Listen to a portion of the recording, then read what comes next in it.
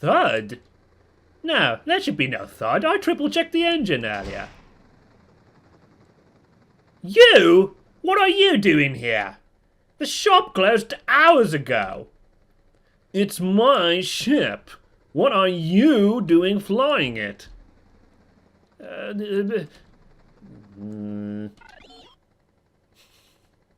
I was just...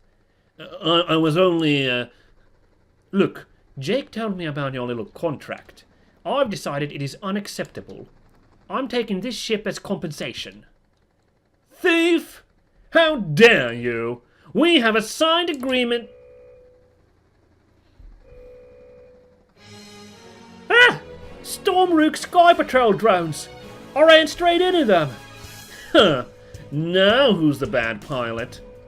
Your fault for distracting me! Blast. How am I gonna explain this to Jake on the city guard? Surely we can resolve this in a civilized manner. Oh, now you want to talk about it? A little late, the drones are closing in. Now bother. Let's fight them off. Fight them? I thought you... Oh, come now. You don't want to be arrested for theft and kidnapping, do you? No, but... Sorry, I thought like I had a good handle on these two voices for a moment, but now they're kind of mixing together. I apologize that. I need to recenter myself a bit here. I guess I have no choice. Corgi, take the wheel. Yeah, I let my little pet drone fly my ship. I know. Here they come. Ooh, cool. Those, I don't know. My first inclination was a steampunk version of Heli Gunner from Final Fantasy VII. That's kind of fun. Let me take the brunt of their attacks. Make sure my threat is higher than yours, Claret. They'll always attack whoever has the highest threat. Well, that's an interesting... Well. Are you trying to distinguish yourself with some unique mechanics, game? What do you mean, threat? Why can't we just blast these out of the sky? You would draw attention to yourself by dealing damage. If your threat gets too high, hang back and defend while I try and draw threat away from you. Just be careful and don't get yourself killed.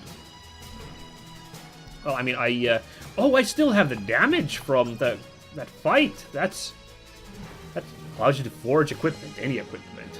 That was a little weird. Ooh, I can use this here as well. I guess I'll open up one of the Skybots. It's decent damage. Oh, I see the threat meter now. Okay. Oh, wow, Sullivan's... Wow, look at this.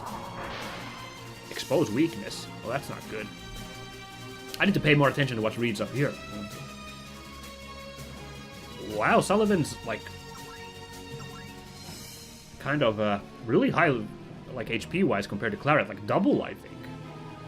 Although he doesn't use MP, he uses energy, which is very low.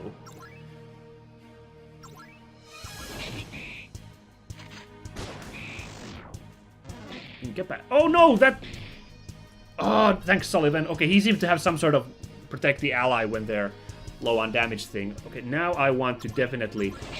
So, when I did that sniper shot, for a second I was unclear what was going on, but it turned out that we stalled for a moment. Now we're going after Sullivan on this turn.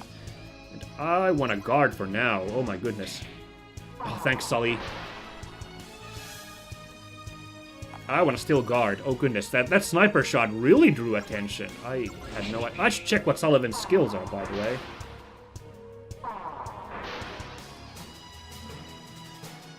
I'm not sure what those are doing, but I'm gonna guard this turn still. I'm a bit scared. I'm so low.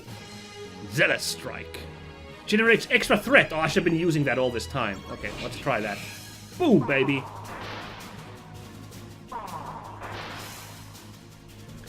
That's an interesting... I can't pass judgment on it yet, how well it works. We'll get it once we play more, but the idea of, like, you managing threat to draw attention is a cool idea for a mechanic.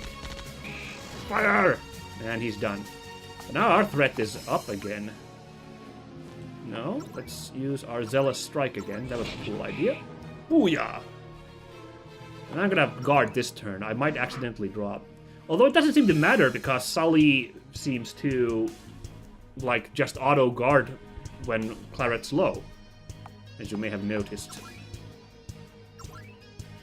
I don't know what the... Okay, so there is a charge time, because now he didn't do it right away. He stopped for a moment. It's very hard to tell. I wish...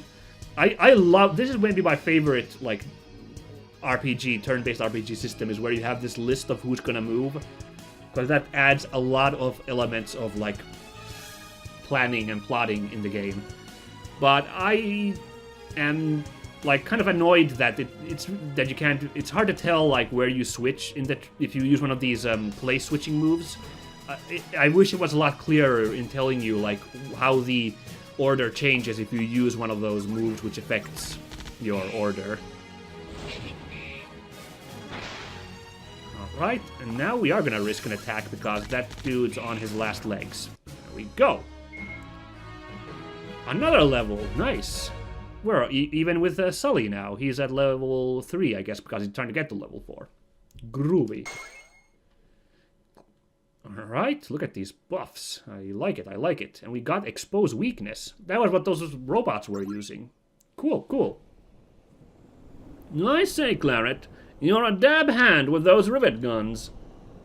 Thanks. Why are you helping me all of a sudden? It never helps to antagonize your kidnapper and all that. I haven't kidnapped anybody. That's wonderful news. You'll return my ship and my person to the dock, then. No way am I going back.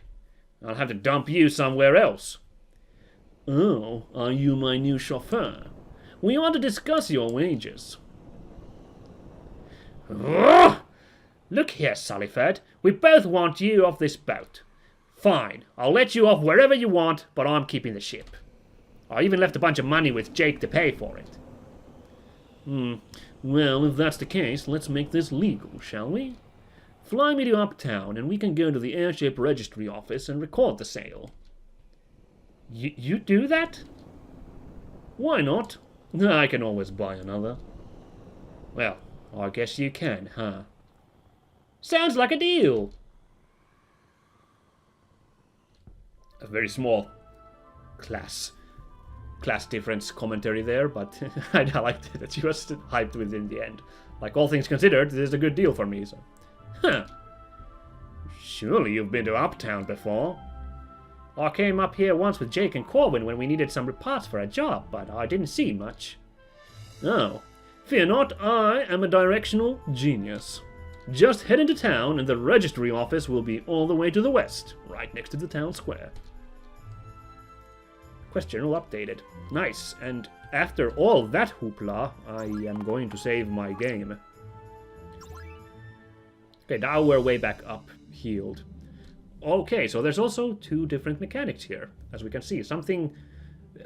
Sullivan didn't have anything that uses energy yet, but it's something that charges up, kind of like a limit break, whereas the MP is, well, MP. Alright, we're done with that, I guess, because it's green. We are doing now... That's odd. Okay, so here's some advice in case the developers is looking. Your mouse support does not work on this screen, and that is a bit annoying. Because my clicks are not working.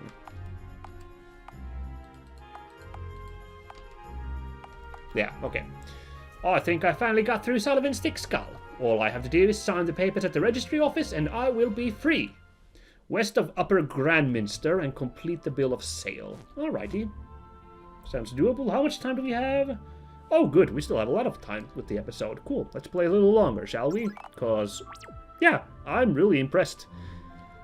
I probably would not have been able to tell you that this was made with, like, an RPG maker. Like I said, those carry a bit of a stigma, I think, because a lot of the less effort put ones all look very similar. I assume, but this one is pretty top-notch, I think. I don't really want to rip on those ones either, because I think, you know, it's cool if people... Like, I find using existing assets in a creative way is also really cool. And, well, okay, so I guess if people put little effort into them, I guess that's unfortunate, but I think it's kind of nice that people can try with these kind of helping programs as well, who maybe aren't savvy enough to just build games from the scratch. It's also why I think Unity is pretty cool. The Uptown dock is not responsible for any lost or stolen goods. Alright. Oh, here's one of these winged boys. Can't wait to get a promotion and get out of this stinking town. Good, good. Yeah, they're selling these winged folks really hard as the unlikable superior races here. Okay. I'm trying to understand the architecture here. We seem to be on pillars, and there's a waterfall, so we seem to be like some sort of raised city above all that stuff below, I guess. Because that... Well, I don't know, there's... Maybe it's flowing on a bridge? I can't tell, because there's like blocks underneath. I really can't tell. Folks from below, eh? Hands to yourself up here. We don't tolerate riffraff in Uptown. Thanks, what a warm welcome. Alright, airship registry office is west, Hall of Praetor Angoril is northwest, and Grandminster Airport is east. I guess I'll waltz myself west first. Oh there! Are you new around here? Sir Tutorius. That's a great name for a tutorial character. I mean, I assume that's where we're going with this guy. Ah, a youngster like you may need a bit of guidance before heading out into the world. Inside the inn is my school, Sir Tutorius' Adventurers School. We shall be your guide if you need us. Ah, sweet. This is giving me very Final Fantasy V vibes, which I've told you guys. I don't know if I've mentioned it on the show. That's like in the running for my favorite Final Fantasy is number 5. That also has like just a tutorial tutorial school thing right at the start of the game. Really nice. Uptown is a bit more ritzy than the rest of the city, huh? Well, except for the Skyborn area, of course. Oh, I read that first line wrong. It's more like, Uptown's a bit more ritzy than the rest of the city, huh? Well, except for the Skyborn area, of course. Okie dokie. So, yes, Skyborn. That's interesting. The game's name is Skyborn, and I think the Skyborn are those winged folks. So that's kind of interesting that they're pinning the bad guys as the guys on the title. Kind of interesting choice. No loitering or littering. Just don't touch anything. Okie doke.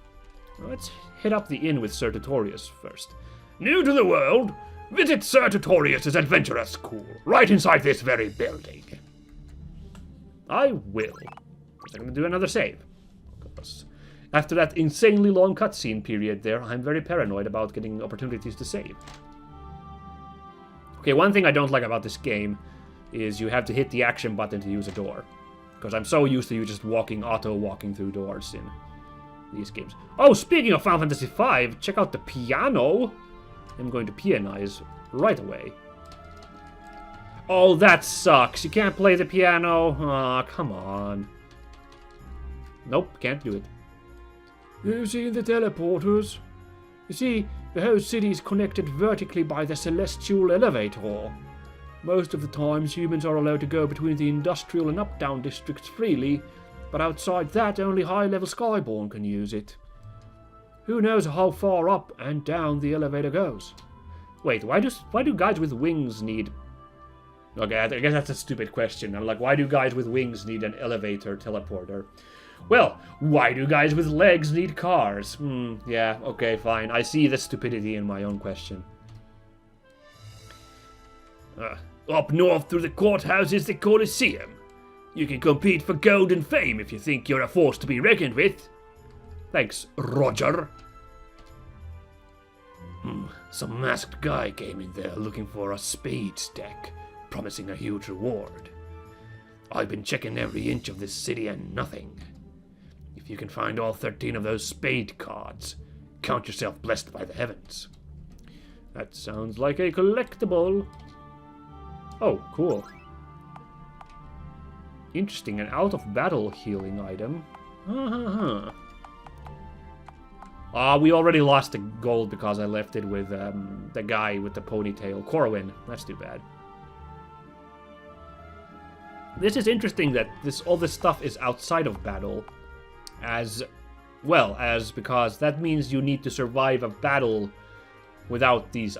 Maybe eventually we'll get in-battle items, but we need to like survive with this stuff in the battle, basically. Well, we need to survive in the battle without any items, basically. That's what I meant to say. I'm stumbling again. My apologies. Yeah, so that's like really interesting design. We need to really play it carefully in a fight. Well, I am going to spend a few guilders on this sourdough bread, ew, and this crystal water. We might need it. This other stuff's a bit too out of my price range, so. And I am going to... I tried to use the WAS key. Really, developers, please consider... I mean, okay, this game's several years old by now. You're probably not actively developing this game anymore. But for future endeavors, please consider using the WASD instead of the arrow keys. That's one of those things I just can't get behind anymore, using the arrow keys to move around. Like, I was so thrown off when I tried playing... I once tried playing Doom without any Z-Doom things or anything. Just old Doom, the Collector's Edition one, which is for, like, Windows 95. Where there was no mouse support, because that was from a time and an age where people didn't have mouses as a standard for their computers, if you guys can believe it, some of you younger folk. So the game runs that you use the arrow keys to move around, and notably the arrow keys do not strafe, they turn you around, tank controls, and then you use control to shoot. It's very strange. It feels strange. I made a second save there because I used up a bunch of money, in case I do have to save that money for better purchases. 2G to stay the night. Take a load off? Nope. See, we are good, I believe. Are we? Yeah, we're dandy. So we're not sleeping now. Okay, how much episode time we got? About that much. Let's put it this way. I think you guys at home... Well, I don't know how long this will take, but I'm gonna guess a lot of the rest of the episode's gonna be eaten up by the tutorial. You guys not interested in that? See you next episode, I guess. Or at least scroll forward a bit and see if there's more to this episode. Yeah? Oh, okay. Sir Oh, I thought it was Theatricus. I read it was Thereticus. In battle, the enemy will be out to beat you, but you can do something about it. There is something called threat, and each party member has a certain amount of threat in battle. A party member will gain threat by dealing damage, using a skill like taunt, or defeating an enemy.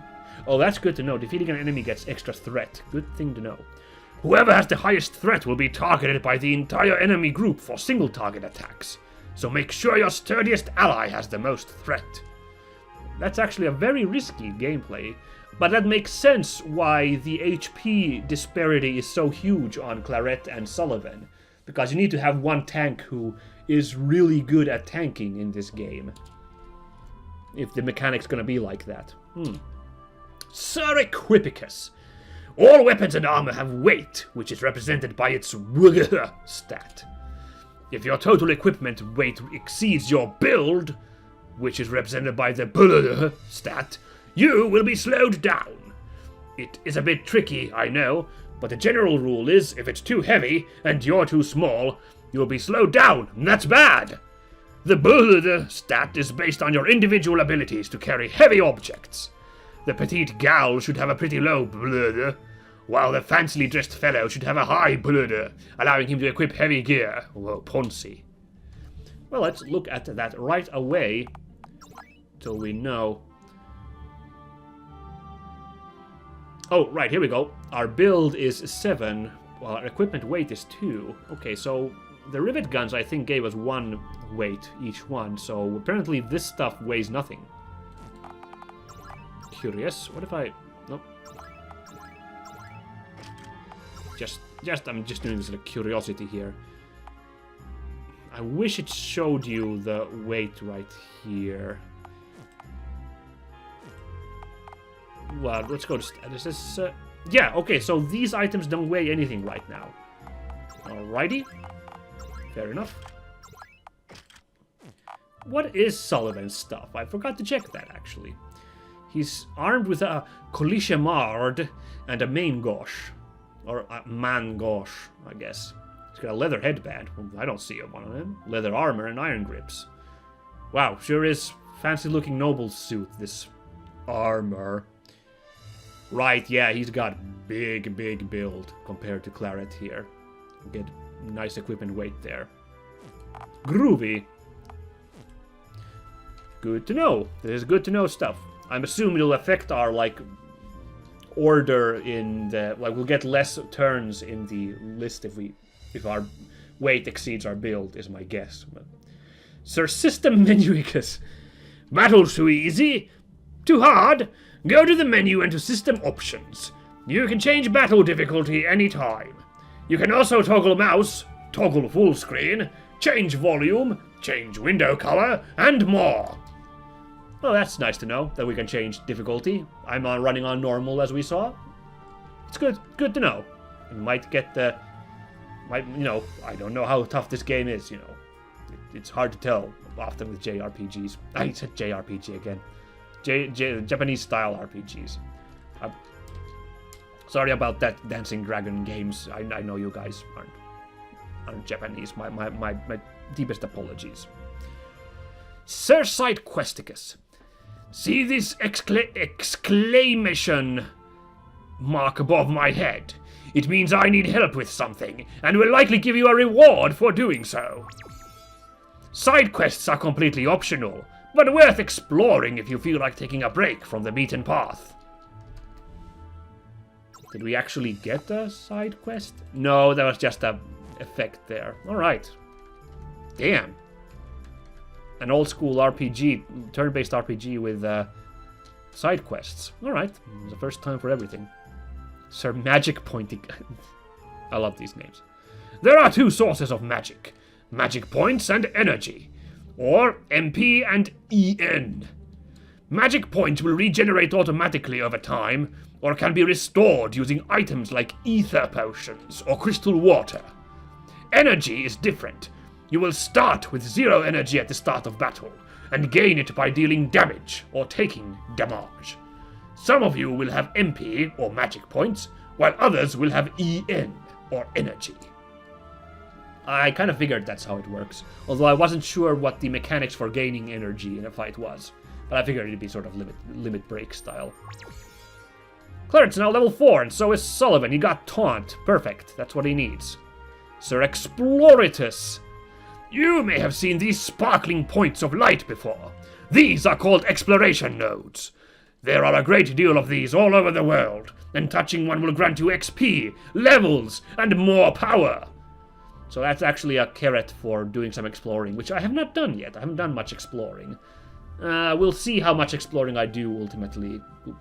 I might feel more like just getting on with the main quest in this game. I don't know. We'll see how engaging the side quests and exploration is. Sir Augmentius. Augments are a way to customize your weapons and armor. You can find or buy augments, like a ruby or diamond.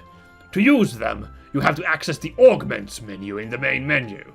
It's as simple as adding the augment to the item, and it will instantly enhance and change it. Here, try it out on this basic sword. I'll give you a sword as well as a ruby, which is an augment that increases attack power. An iron rapier and a ruby. Groovy, let's go. Augments. So there's an iron rapier, add an augment, we'll add this ruby. It becomes an iron rapier of strength. Ooh, this is fun. This is like a bit Diablo-ish. And I'm okay with that. Would have liked to stuck it to the Collision Mard, but I guess the game wanted us to do this. Augments can dramatically increase your fighting ability. Don't forget to use them. Can I hand that over to Sullivan now? This iron rapier. Oh, nice. We get a free, better item.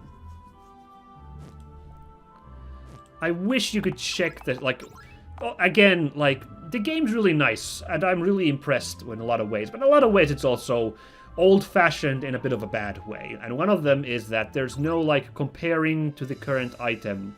There's here, it shows how your stats increase, but I just wish, like, for example, the weight thing, I would love to be able to compare to the weapons. His weight is going to be an issue in this game. I would love to be able to compare that to the current one. As it is, now I can only do this and go to status and see that his weight does not change, which means the Colishemard is also weight 2. Yeah, there we go. So there's no downside to putting on that strength one. What is in this corner, by the way? I just realized, because I'm using fraps, there's a giant frap symbol here blocking whatever this is. I should probably move the frap symbol to the upper corner in the future. It's our money, isn't it? That's what I'm guessing. It's because it starts with a 1. I will check it after this episode is done. Check the camera, check the video feed and see what that number is. You at home are just like smacking your foreheads like we can see clearly what it is, but at the moment I am stumped by what's happening down here. Sir Treasure Chesticus! There are 3 types of treasure chests all over the world. The wooden chests will have supplies, like healing potions. The red chests will have gold, or a fairly valuable item or piece of equipment. The big, huge, fancy chests, like this one here, will contain a big prize. This particular one just has an elixir, but really, we have to make you sing for your supper sometime, you know? By the way, you there, the young lady with the goggles. You have an extraordinary affinity for gadgets, yes? Well, when you use items to boost or heal yourself for your allies, it is twice as effective as normal. Oh wow, that is super important information, and I'm not sure where you'd find that out. Where it would say that, I don't know. Like, also, it doesn't say anywhere that Sullivan's ability as a noble... I'm guessing it's his ability as a noble that he jumps to the help there. Jumps in to protect when HP is low. I'm gonna guess that's because he's a noble. But that's also, like... Well, it's cool that you're rewarded by talking to NPCs in the game with extra knowledge. But it's also really critical information to know that... items have twice the effect when Claret uses them. Can we loot these? We can. We get free items. I'm not gonna complain. Yeah! 'Tis an elixir, as the man promised. No surprise monsters. I was hoping there'd be a monster chest tutorial here, like in Final Fantasy V. Oh well, it's all good. So... Elixir restores all HP and MP of one character, and it does not seem to say out of battle, which means that can be a Hail Mary in a big boss fight. Or other big fight that I screw up. Just want to check upstairs. Oh wow, are we going to have a party of 5? This is a classic way of telling how many party members you're going to have in a game is by the amount of... by the amount of beds in the inn. I think it's hilarious, but that's one of those things I just like about old style RPGs like these. Like, it's really cheesy and it's kind of funny, but I really like it. Also, I noticed the same problem was in Cthulhu Saves the World. Because I'm playing widescreen, the camera is actually scrolling to a separate room because all of the houses are like in this like separate area. Like, in this one world, basically, all the houses are put there, like the house interiors. This is one of these game-making tricks. And normally, there's supposed to be enough space that you don't see it, but because we are running around with a widescreen view, we get to, like, get a little sneak peek. That's probably immersion-breaking for some. I understand that, but I'm, again, mainly just quaintly amused by it. Okay, I'm ending the episode a bit early here. We could have gone a couple of minutes longer, but this is a good moment after the tutorial breakdown. Those of you guys who watched through the tutorial, yep, it seems a fairly plumb standard turn-based RPG, and I don't count that as a bad thing. And there's also a couple of interesting gameplay, like additions, like little gameplay things in there. We'll have to play a bit longer, see how those come to play in future battles, to see if it pays off or if it's more of a hindrance or a chore, these threat systems and other stuff. But it seems promising for now, and this is a very charming looking game, so I really look forward to playing this nifty little indie RPG, and I hope you guys enjoy watching too. Catch you all next time. Goodbye!